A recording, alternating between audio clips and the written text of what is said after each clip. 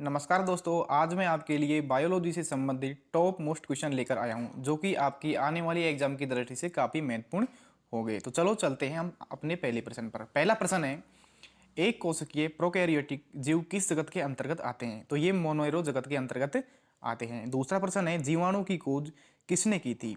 जीवाणु की खोज सर्वप्रथम किसने की थी? तो ये की थी एंटोनी वॉन ल्यूवेनहॉक ने। इसको आप याद रखना, ये काफ़ी महत्वपूर्ण प्रश्न है। तीसरा प्रश्न है, बैक्टीरियोलॉजी का पिता किसे कहा जाता है? तो आप बैक्टीरिया का यहाँ पर चित्र भी देख सकते हैं। बैक्टीरिया इस प्रकार का होता है और बैक्टीरियोलॉजी का पिता किसे कहते हैं? ल्यूवेनहॉक को। चौथा प्रश्न है, जीवाणु की कोशिका भित्ति व कोशिका झिल्ली किसकी बनी होती है? तो जीवाणु की कोशिका भित्ति काइटिन की बनी होती है, वह कोशिका झिल्ली प्रोटीन व फॉस्फोलिपिड की बनी होती है। पांचवा प्रश्न है, प्रोटोजोआ किस वर्ग के अंतर्गत आता है? तो प्रोटोजोआ प्रोटिस्टा जगत के अंतर्गत आता है। छठा प्रश्न है, प्रोटिस्टा जगत की जीवों की कोशिका किसकी बनी होती है? तो ये सेलुलोज प्रोटीन तथा सिलिका की बनी होती है।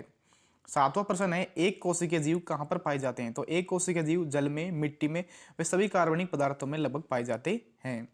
आठवां प्रश्न है, कवक के अध्ययन की शाखा को क्या कहा जाता है? तो कवक के अध्ययन की शाखा को हम कहते हैं माइकोलॉजी। अब आप देख सकते हैं कवक इस प्रकार का होता है। ये बरसात के दिनों में हमारे घर के आसपास ये उग जाते हैं, चट्टानों पर भी उगते हैं, ये पानी में भी उगते हैं। तो कवक इस प्रकार का होता है। नौ प्रश्न है, प्रतिजैविक पेनिसिलिन का निर्माण किस कवक से हुआ? तो ये पेनिसिलिन एक प्रतिजैविक दवाई है जो कि हमको बुखार आता है तब हम लेते हैं और इसका निर्माण पेनिसिलियम कवक से हुआ है जो कि अभी एनटीपीसी की एग्जाम में आया था। ये बहुत मोस्ट प्रश्न है। 10वां प्रश्न है, थैलोफाइटा जगत के अंतर्गत कौन सा पादप आता है? तो थैलोफाइटा जगत के अंतर्गत शैवाल आता है। 11वां प्रश्न है, जीव विज्ञान की किस शाखा के अंतर्गत से शैवालों का अध्ययन किया जाता है? तो फाइकोलॉजी। तो शैवालों का अध्ययन किसके अंतर्गत किया जाता है? फाइकोलॉजी के अंतर्गत। 12वां प्रश्न है, ब्रोमीन किससे प्राप्त होती है? तो ब्रोमीन लाल शैवाल से प्राप्त होती है। 13वां प्रश्न है, आयोडीन किससे प्राप्त होती है? तो आयोडीन भूरे शैवाल से प्राप्त होती है।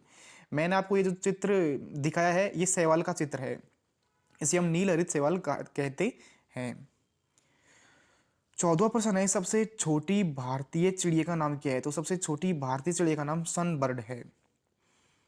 15वां प्रश्न है, सबसे तेज उड़ने वाले पक्षी का क्या नाम है? तो सबसे तेज उड़ने वाले पक्षी का नाम आप इस चित्र में देख सकते हैं पक्षी को, और पक्षी का नाम है आवाविल। ये सबसे तेज उड़ने वाला पक्षी है। तो थैंक यू दोस्तों, आज के लिए इतना ही काफ़ी।